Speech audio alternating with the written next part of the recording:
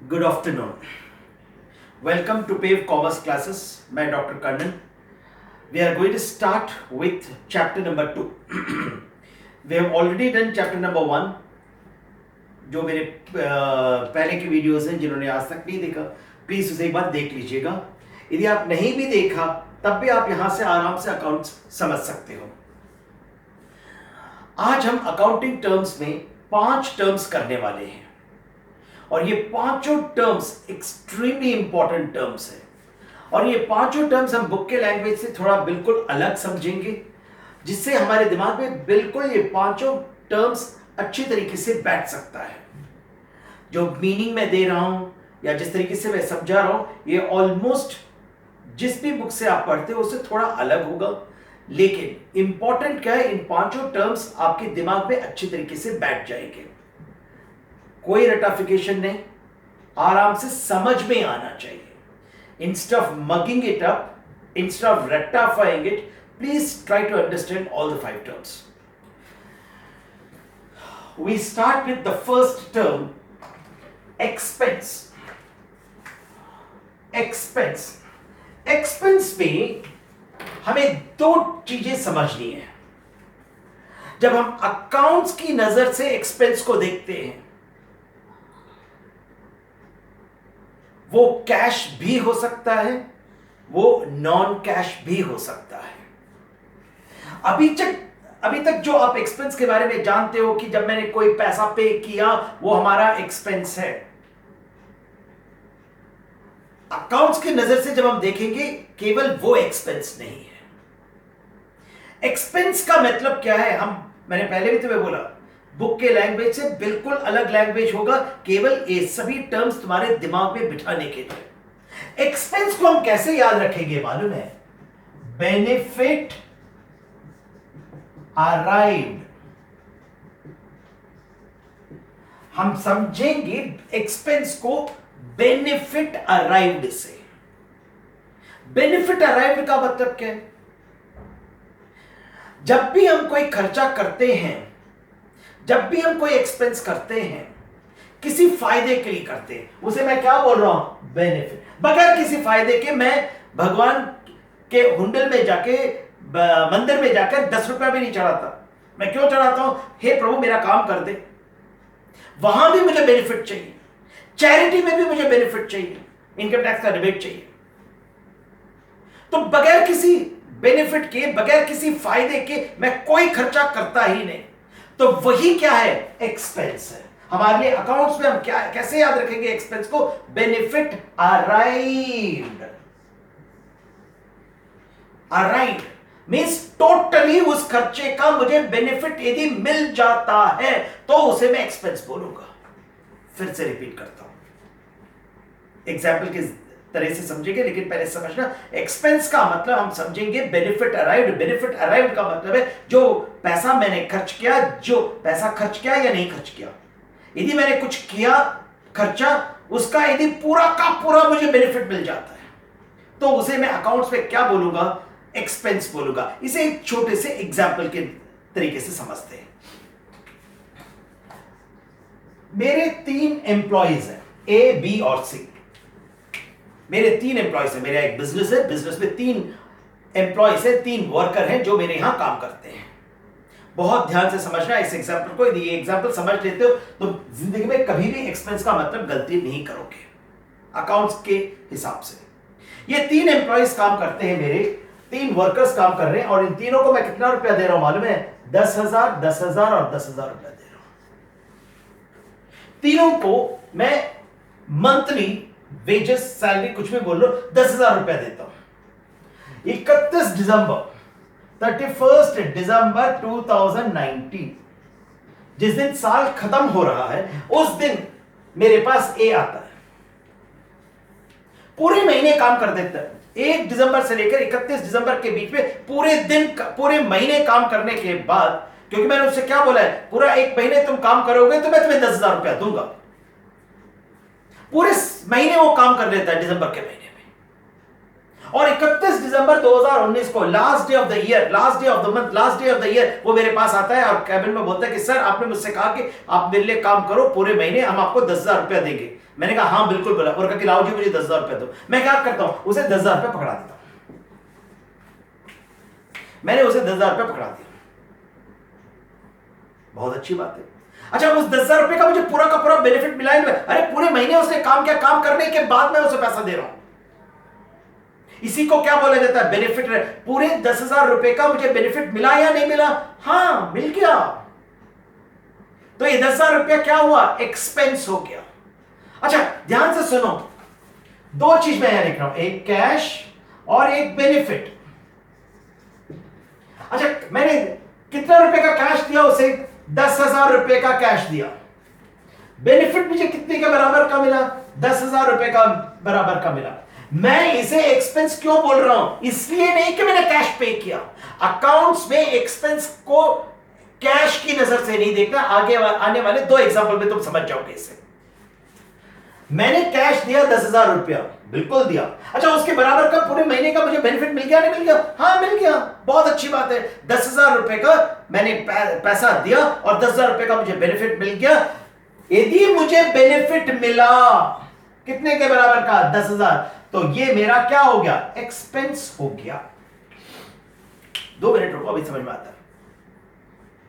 अब जब मैंने ए को पैसा दिया, वो चला गया, अब बी मेरे पास आता है।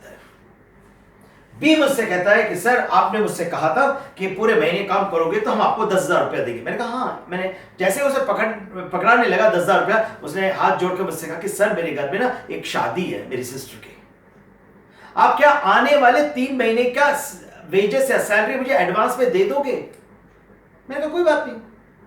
अच्छा 10,000 रुपया मैं दिसंबर का दे रहा हूं।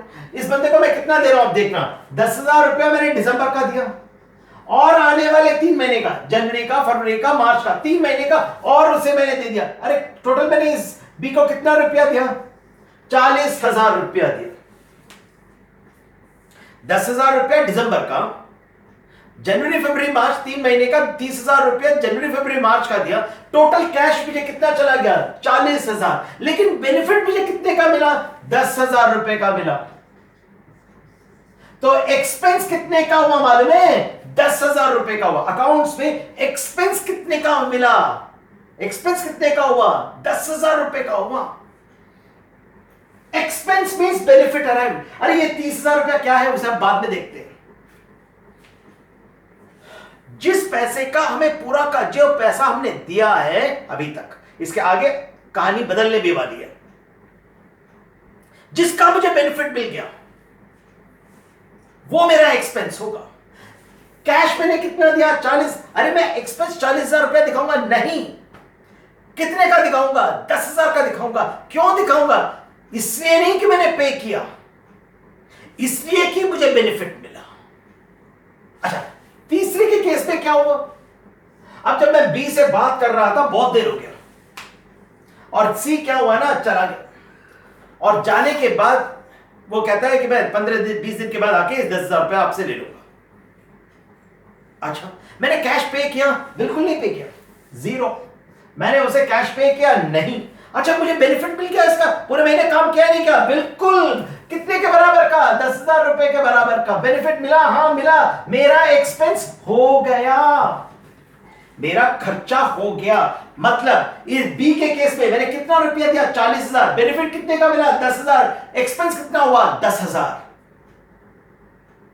यहां क्या मेरा खर्चा, मैंने कैश पे किया? नहीं।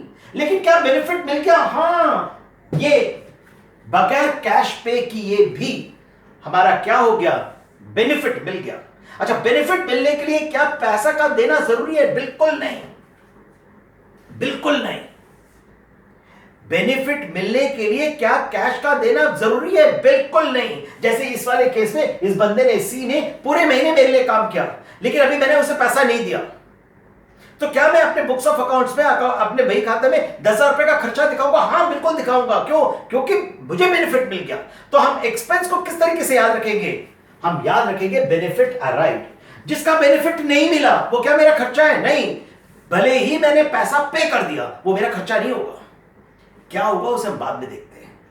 क्या होगा हम उसे बाद में देखते हैं, लेकिन हमें अभी क्या समझना है, केवल एक्सपेंस समझना है। एक्सपेंस का मतलब है वही, इसीलिए मैंने क्या कहा, कैश मेरे लिए इंपॉर्टेंट नहीं है, किसमें, अकाउंट्स में एक्सपेंस को समझने के लिए कैश का देना या नहीं देना। यहां मैंने कैश कितना दिया, 40,000, खर्चा कितना मान रहा हूं, 10,000। यहां मैंने कैश दिया ही नहीं, खर्चा मान रहा हूं, हां मान रहा हूं। सो कैश का लेना देना मेरे लिए जरूरी नहीं है, किसके लिए, खर्चे के लिए, एक्सपेंस के लिए। तो एक्सपेंस को मैं कैसे याद रखूंगा, अरे जिस चीज को मैंने दिया, पैसा दिया नहीं दिया मुझे उससे कोई मतलब, क्या उस चीज का मुझे बेनिफिट मिल गया तो मेरा खर्चा हो गया। सो एक्सपेंस को हम कैसे याद रखेंगे, बेनिफिट अराइव करके याद रखेंगे। फिर से क्विकली मैं रिकैप करता हूं। In accounts expense has no relevance to cash. If we have arrived the benefit, whether we have paid for that or still to be paid, it will be treated as expense. So expense is directly related with benefit arrived. Obviously किसी भी book में एक ऐसा meaning नहीं होगा, तो वो meaning याद रखो। लेकिन जब अकाउंटिंग प्रैक्टिकल्स करोगे तुम्हें याद रखना है कि यदि मुझे सोच के देखोगे, यदि तुमसे पूछा ये एक्सपेंस हुआ या नहीं हुआ, क्या सोचोगे, अरे इसका मुझे बेनिफिट मिल गया तो खर्चा, नहीं मिला तो वो खर्चा नहीं है। क्या है उसे हम बाद में देखते हैं। राइट, आज का सेकेंड टर्म असेट। जैसे मैंने कहा एक्सपेंस को हम याद कैसे रखेंगे, बेनिफिट अराइव्ड। असेट को कैसे याद रखेंगे, फर्स्ट कैश, सेकेंड, पहले लिख लेते हैं उसके बाद समझते हैं। Anything which can be converted to cash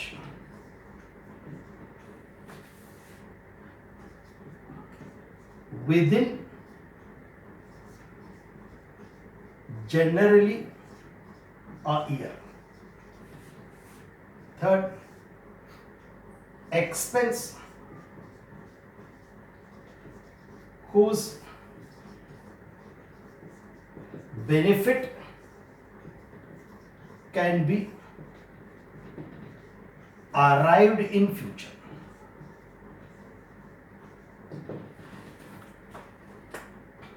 तो पहले लिख लो, जो भी देख रहे हो इस वीडियो को पहले लिख लेना।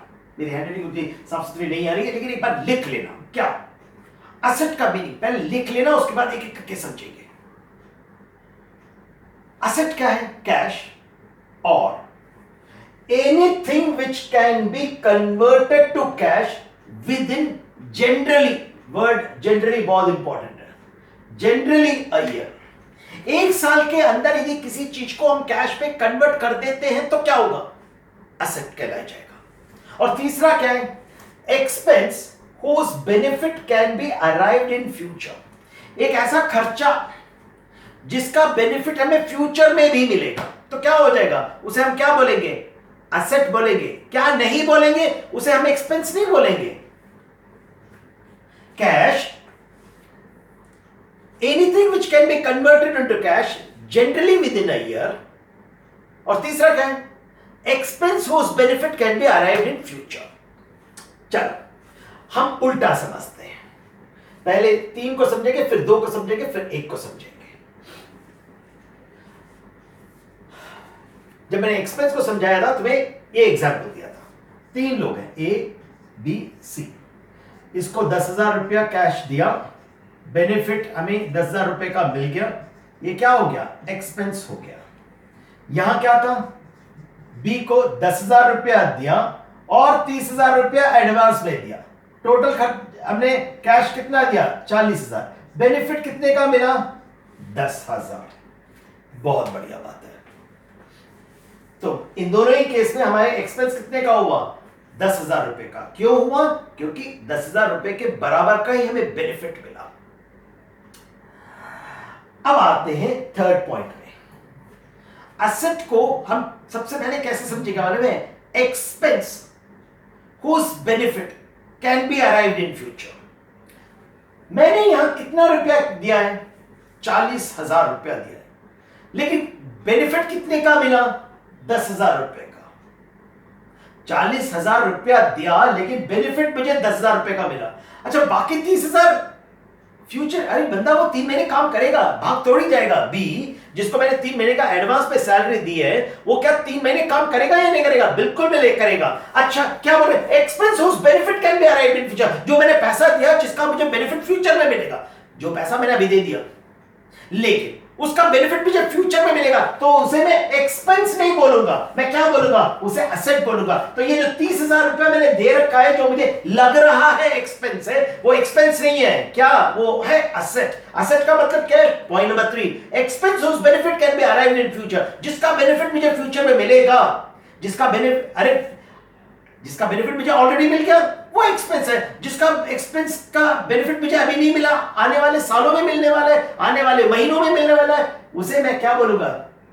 उसे मैं बोलूंगा एसेट। इसका अकाउंटिंग टर्म आगे जाकर हम देखेंगे, प्रीपेड एक्सपेंस इसी को बोला जाता है।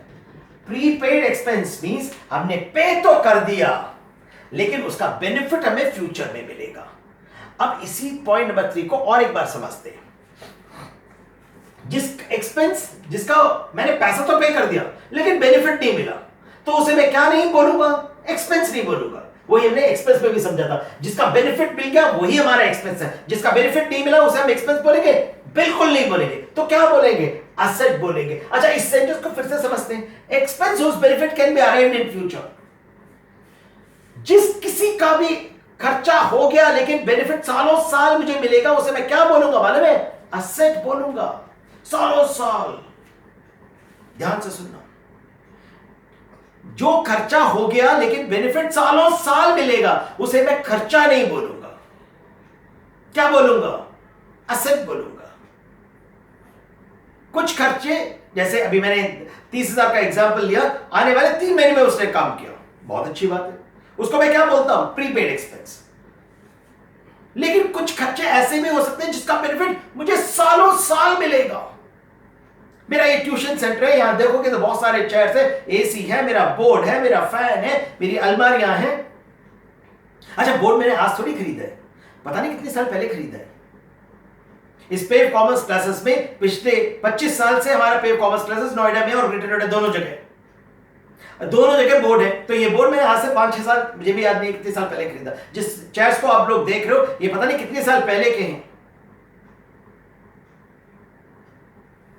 ये फैंस पता नहीं 7-8 साल से हैं, एसी 3-4 साल से हैं। खर्चा मैंने किया लेकिन उसका benefit over period of years मिल रहा है, सालों साल मिल रहा है, मुझे नहीं मालूम कितने साल, सालों साल मिल रहा है, उसे मैं क्या बोलूंगा? एसेट बोलूंगा। जिसका खर्चे का बेनिफिट 2-3 महीने के अंदर मिल रहा है, उसे मैं बोलूंगा प्रीपेड। जिसके खर्चे का बेनिफिट सालों साल मिल रहा है, वो जनरली टेक्निकली हम उसे बोलते हैं नॉन करंट एसेट। अभी हम उन सही चक्करों में नहीं पड़ते, उनको क्या बोलते हैं, अभी हम यही समझते हैं, एसेट बोलते हैं। बाद में कभी क्लासिफाई करेंगे करंट एसेट और नॉन करंट एसेट, उसके बाद में बात करेंगे। पहले बेसिक टर्म्स आराम से अपने दिमाग में बिठा। एक्सपेंस का मतलब बेनिफिट अराइव्ड, जो खर्चे हैं उसका बेनिफिट हमें फ्यूचर में मिल रहा है, उसको क्या बोलेंगे? एसेट बोलेंगे। अच्छा, point number 2, anything which can be converted to cash within generally a year. Generally 1 साल के अंदर यदि किसी चीज को हम कैश पे कन्वर्ट कर लेते हैं, किसी चीज को हम कैश पे कन्वर्ट कर लेते हैं। यहां का एग्जांपल लिखना तो लिख देता हूं, पॉइंट नंबर 3 का। यदि 1 साल के अंदर का बेनिफिट मिलता है तो उसे हम बोलते हैं प्रीपेड एक्सपेंसेस। यदि सालों साल में बेनिफिट मिलता है, जैसे बिल्डिंग,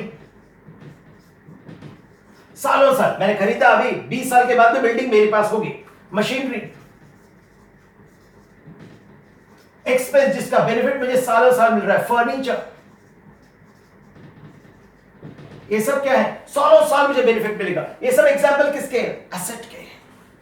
अभी हम क्लासिफाई कर ही नहीं रहे करंट एसेट और नॉन करंट एसेट, जिसको पहले हम फिक्स्ड एसेट बोलते थे। ये सब क्या है उसे हम बाद में देखते हैं।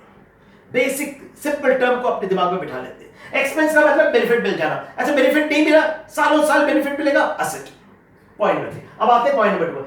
जिस किसी को भी हम कन्वर्ट कर लेते हैं कैश में, जनरली कन्वर्ट कर लेते हैं कैश में, जनरली कन्वर्ट कर लेते हैं कैश में, उसे क्या बोलेंगे? एसेट बोलेंगे।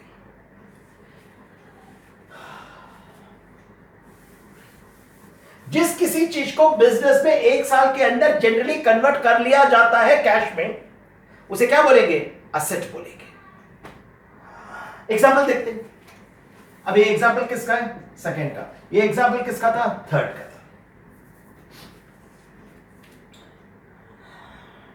सबसे पहले देखते हैं, मेरे बिजनेस का बैंक में पैसा पड़ा हुआ है, जिसे हम बोलते हैं बैंक बैलेंस। बैंक बैलेंस ना बोलकर हम क्या बोलेंगे? बैंक में पड़ा हुआ बिजनेस का पैसा कितना? 50, 1,000, 1 लाख, 2 लाख, 5 लाख, 2। अच्छा, पूरे साल में कभी ना कभी वहां से हम पैसा निकालते होंगे या निकालते होंगे? बिल्कुल। तो बैंक क्या हो गया? असेट हो गया। समझ में आ रहा है? Anything which can be converted. अरे जाकर निकाला जा सकता है, नहीं जा सकता? अरे बैंक में जाके तुम पैसा निकालोगे या नहीं निकालोगे अपने बिजनेस के? हाँ, निकालेंगे। तो क्या हो गया? बैंक असेट हो गया। क्यों हुआ? Point number 2, which can be converted into cash generally with in a year. याद रखना, generally with in a year, क्योंकि इस सेंटेंस में ये इंपॉर्टेंट रोल प्ले करता है, उसे हम बाद में समझते हैं। जिस किसी को हम 1 साल के अंदर जनरली कन्वर्ट कर लेते हैं कैश में, उसे हम क्या बोलेंगे? असेट बोलेंगे। अच्छा, हमने ऑलरेडी एग्जांपल देख लिया प्रीपेड एक्सपेंसेस का। क्या है वो? असेट है। प्रीपेड एक्सपेंसेस क्या हुआ? मैंने 3 महीने का एडवांस में सैलरी पे की, बिल्कुल, उसका बेनिफिट आने वाले 3 साल में मुझे मिलेगा ही नहीं, 3 महीने में मिलेगा ही नहीं मिलेगा। हाँ, तो प्रीपेड एक्सपेंसेस क्या हुआ? एक्सपेंस नहीं हुआ, क्या हुआ? असेट हुआ। Prepaid expenses will be treated as an asset. क्यों? जिसका बेनिफिट मुझे फ्यूचर में मिलेगा। पॉइंट नंबर 3 में हमने क्या कहा? सालों साल मिलेगा। वो कभी कभी क्या हो सकता है? 2-3 महीने में मिलेगा। तो प्रीपेड एक्सपेंसेस हमारा क्या हो गया? असेट हो गया। ये वाले यहां कहीं भी right. Then which can be converted into cash within a year, हम उसे देख रहे हैं। अच्छा, पॉइंट नंबर 2 में अब ध्यान से सुनना, एक सेकेंड आइटम मैं जोड़ने वाला, स्टॉक। साल के एंड में जो भी चीज हमारी अनसोल्ड रहती है, जो भी गुड्स अनसोल्ड रहता है, मान लो मैं पेन बनाकर बेचता हूं, पेन बनाकर बेचने में बहुत सारी चीजें बिक गई, बहुत सारे पेन्स रह गए। मैंने 2 लाख पेन खरीदा पूरे साल में, 1,60,000 पेन मैंने बेच दिया, 40,000 पेन बचा या नहीं बचा? हाँ, जो unsold stock at the end of the year है, उसे हम बोलते हैं क्लोजिंग स्टॉक या स्टॉक। अच्छा, अगले साल वो बिकेगा या नहीं बिकेगा? बिल्कुल बिकेगा। फिर से देखो, पूरे इस 2019 में पूरे साल खरीदता रहा पेन और बेचता रहा, और पूरे साल में मैंने 2 लाख पेन खरीदे और 2 लाख पेन मिले, 1,60,000 पेन मैंने बेच दिया, साल के एंड में 40,000 पेन बेच गए। बहुत अच्छी बात है। वो 40,000 पेन को मैं क्या बोलूंगा? क्लोजिंग स्टॉक या stock at the end of the year. वो अगले साल बिकेगा या नहीं बिकेगा? बिल्कुल बिकेगा। अच्छा, बिक सकता है नहीं बिक सकता? बिक सकता है। वही तो मैंने लिखा है, कैन बी कन्वर्टेड। ये मैं सोचा अरे बिकेगा नहीं तो तभी वो असेट है। क्यों? मैंने ये तो नहीं, बिकेगा ही बिकेगा। कैन बी कन्वर्टेड, अरे बिक सकता है नहीं बिक सकता? बिल्कुल बिक सकता है। और बिकेगा तो मैं कैश पे कन्वर्ट कर रहा हूं नहीं कर रहा हूं? इसीलिए स्टॉक क्या हो गया? असेट हो गया। जिस किसी को भी मैंने कैश में with in a year convert कर सकता हूं, वो क्या होगा? असेट होगा। थर्ड, हमारा बैंक असेट है, हमारा स्टॉक क्या हो गया? असेट हो गया। एक तीसरा टर्म मैं ले रहा हूं, डेटर्स। पहले समझते हैं डेटर्स होते क्या है।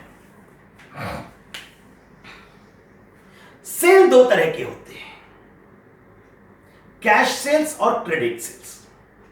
सेल्स 2 तरह के होते हैं, कैश सेल्स और क्रेडिट सेल्स। क्रेडिट सेल्स का मतलब क्या है? मैंने उधार में सामान बेचा। जिस किसी को मैंने सामान उधार में बेचा, वो मुझे फ्यूचर में पैसा देगा या नहीं देगा? उन्हीं को डेटर्स बोला जाता है। DEBTORS। बी साइलेंट है, डेटर बोलते हैं। B is silent and we pronounce it as debtor. फिर से, डेटर कौन होते हैं? जिनको मैंने उधार में सामान बेचा। जिनको मैंने उधार में सामान बेचा, उन्हें फ्यूचर में मुझे पैसा देना पड़ेगा। मुझे मींस मेरे बिजनेस को पैसा देना पड़ेगा।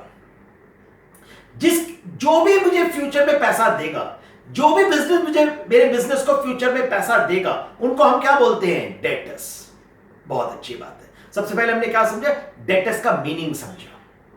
डेटर्स कौन है, जिनसे भी फ्यूचर में मेरे बिजनेस को फ्यूचर में किसी आउटसाइड बिजनेस से पैसा मिलना है, उन सभी बिजनेस को, सभी इंडिविजुअल्स को हम क्या बोलेंगे, डेटर बोलेंगे। अच्छा, इस साल के एंड में 1 लाख रुपया हमारा डेटर्स के पास है, मतलब मेरे बिजनेस ने 1 लाख रुपए का डेटर्स को क्रेडिट पे सेल्स कर रखा है। वो अगले साल हमें पैसा देगा या नहीं देगा? अच्छा, दे सकता है, नहीं दे सकता? बिल्कुल दे सकता है। सो डेटर्स कन्वर्ट होंगे या नहीं होंगे? हो सकते ही नहीं हो सकते विद इन ईयर। तो डेटर्स क्या हो गया, एसेट हो गया। बैंक हमारा एसेट हो गया, स्टॉक हमारा एसेट हो गया, डेटर्स हमारे एसेट हो गए। ये कैटेगरी नंबर 2 के। कैटेगरी नंबर 3 में expense whose benefit can be arrived in future, means मैंने खर्चा तो किया लेकिन उसका बेनिफिट फ्यूचर में मिलेगा। यदि 2-3 दिन महीने के अंदर मिलता है उसे हम क्या बोलेंगे, प्रीपेड। अच्छा, सालों साल मिलेंगे उन्हें क्या, इन्हीं को बोला जाता है नॉन करेंट एसेट। उसके बाद में देखते हैं building machinery. Is this clear? अच्छा, point number 2 and point number 3। अब आते हैं पॉइंट नंबर 1। कैश तो एसेट ही है। पॉइंट नंबर 2 क्या बोलता है, which can be convert into cash. तो कैश तो हमारा एसेट है ही। अच्छा, कैश के अलावा अब देखो एग्जांपल्स क्या हो गया, कैश हमारा एसेट है, पॉइंट नंबर 1। बैंक हमारा एसेट है, stock, debtors, prepaid expenses, building machinery, furniture, all these are referred as asset. मेरे इस वीडियो में कोशिश थी मेरी कि मैं तकरीबन 5 टर्म्स लूं, लेकिन 2 टर्म्स हमने लिया, बाकी नेक्स्ट वीडियो में हम रिमेनिंग 3 टर्म्स लेंगे। इन सभी टर्म्स को ढंग से एक बार रिवाइज करना, and in the subsequent video part 2 और वीडियो 2 जो आप देखोगे उसमें subsequently most important 3 terms liability, capital और इनकम आप लोग देखेंगे। Thank you.